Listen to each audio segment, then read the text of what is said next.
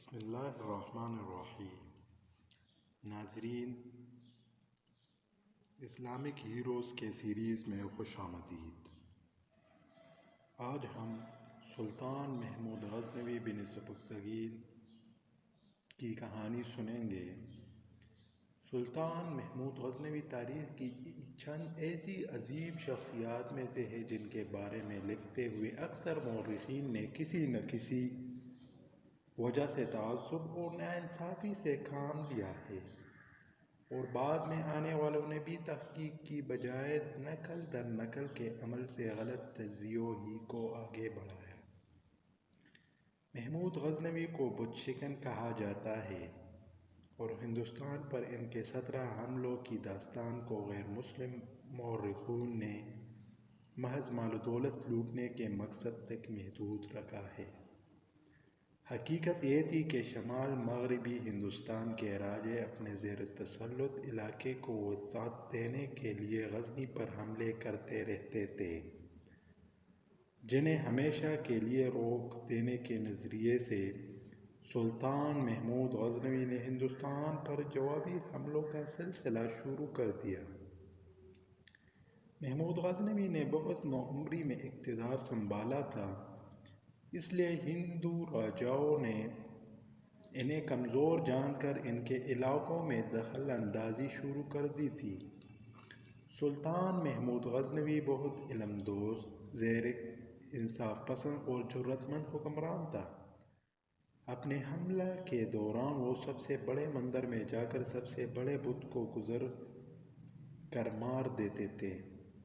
اس کا مقصد ایک تو صنم پرستوں کو توحید خداوندی کی قدرت کی طرف توجہ دلانا تھا، اور دوسرے یہ ایک نفسیاتی جنگی حکمت عملی تھی کہ جب ان بت پرستوں کو اپنے بھگوان کے ٹکڑے بکھرے ہوئے نظر آتے تو ان کا یقین اور حوصلے پست ہو جاتے۔ خلیفہ ابوالفضل عبدالکریم بن مطیع کے عہد میں افغانستان میں غزنوی حکومت قائم ہوئی۔ ان کا بانی امیر سبکتگین تھا، جو خراسان کے صوبہ دارالپختگین کا غلام تھا۔ وہ ترقی کرتا ہوا غزنی کا سپہ سالار بنا۔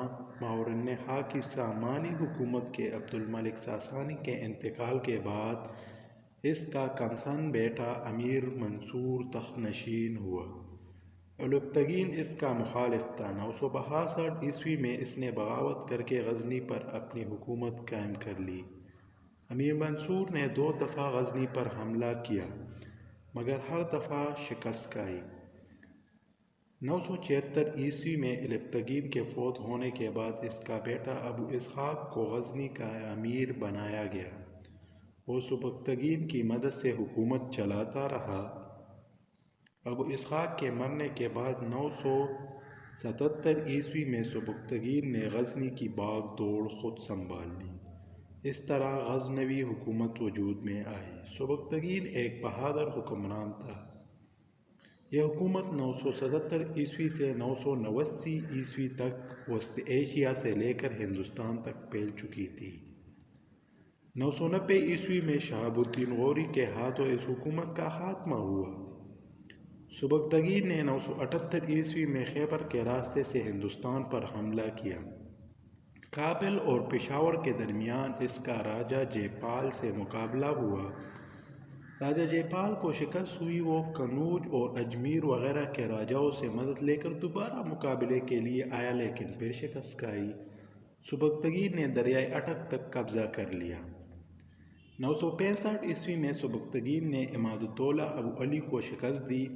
امیر نوح نے سبکتگین کی مدد سے بخارا پر قبضہ کر لیا۔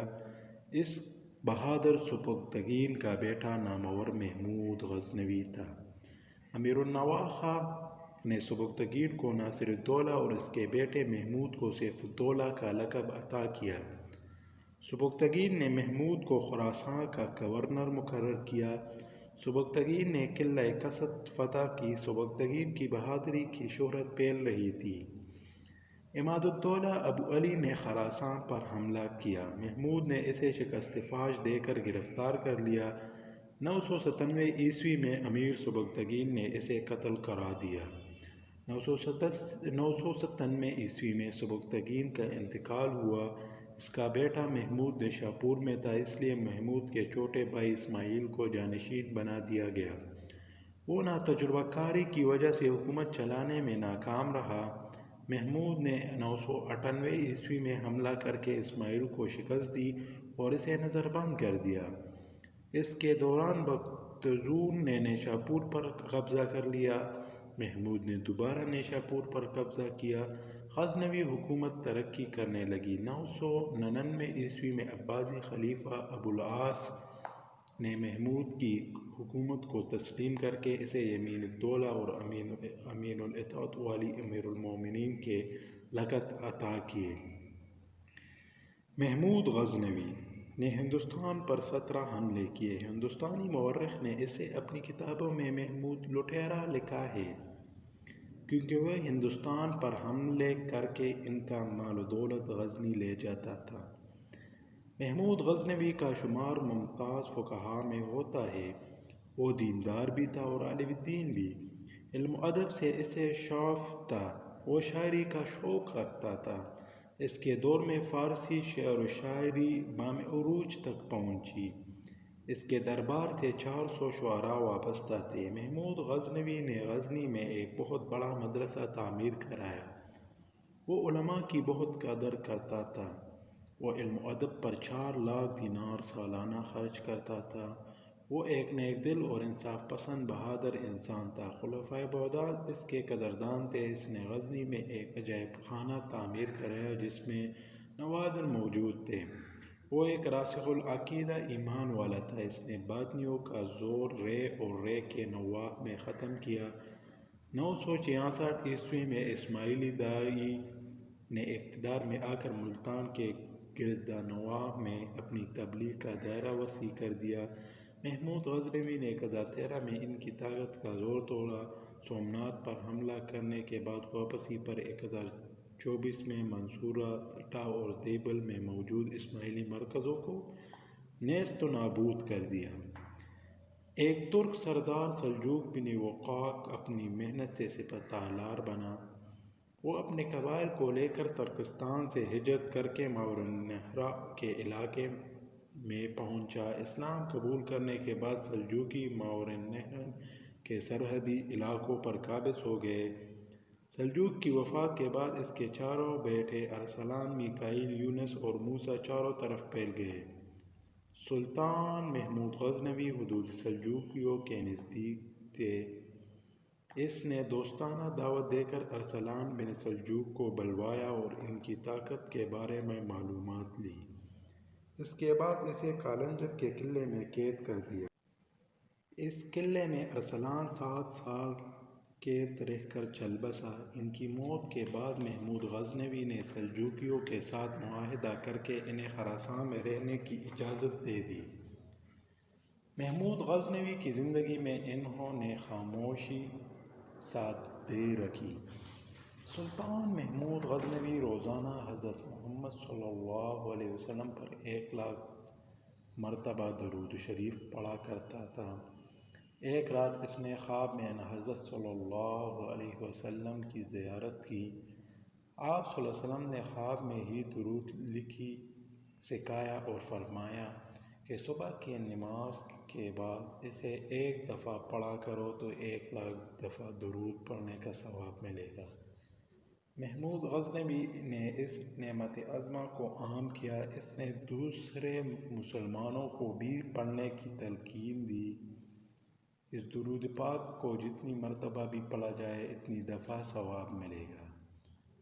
سلطان محمود غزنوی نے اپنے بعد میں آنے والے شہاب الدین غوری کی طرح تمام مفتوحہ علاقوں پر ایک بڑی حکومت قائم کرنے پر زیادہ توجہ نہ دی۔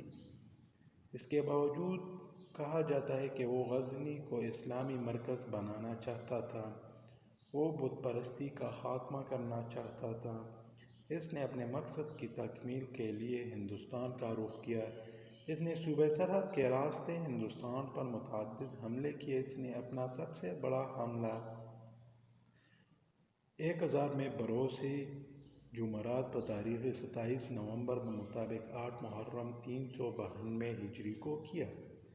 محمود غزنوی نے اپنا دوسرا حملہ جے پال پر پشاور کے قریب کیا۔ راجہ جے پال کی فوج کے 15,000 جوان مارے گئے۔ راجہ جے پال کو اس کے تمام خاندان سمیت گرفتار کر لیا گیا۔ راجہ جے پال نے مزید 50 ہاتھی دے کر قید سے رہائی حاصل کی اور اپنے بیٹے اننت پال کو اپنا جانشین مقررنے کے بعد حکومت سے کنارہ کش ہو گیا۔ شروع میں جے پال کابل پر حملے کرتا رہتا تھا۔ 1004 عیسوی میں سلطان محمود غزنوی ہندوستان کا رخ کیا۔ اس نے دریائے سندھ کو عبور کر کے جہلم کے شہر باٹیا پر حملہ کیا اور فتح یاب ہوا۔ مانسون کی بارشوں کی وجہ سے محمود غزنوی کی بہت سی دولت اور سامان پانی میں بہہ گیا۔ اس کے ایک سال بعد محمود غزنوی نے ملتان پر حملہ کرنے کا ارادہ کیا۔ اس کا سربراہ اسماعیلی تھا۔ راجہ اننت پال نے محمود غزنوی کو اپنے علاقے سے گزرنے کی اجازت نہ دی۔ اس کے باوجود ملتان کو فتح کر لیا گیا۔ اس طرح حملے جاری رہے۔ اب محمود غزنوی کی شہرت مصر تک پھیل چکی تھی۔ 1008 عیسوی میں محمود غزنوی پنجاب پر حملہ کر کے اننت پال کو زبردست شکست دی اور کانگڑا کے مرکز ہماچل پردیش پر قبضہ کر لیا۔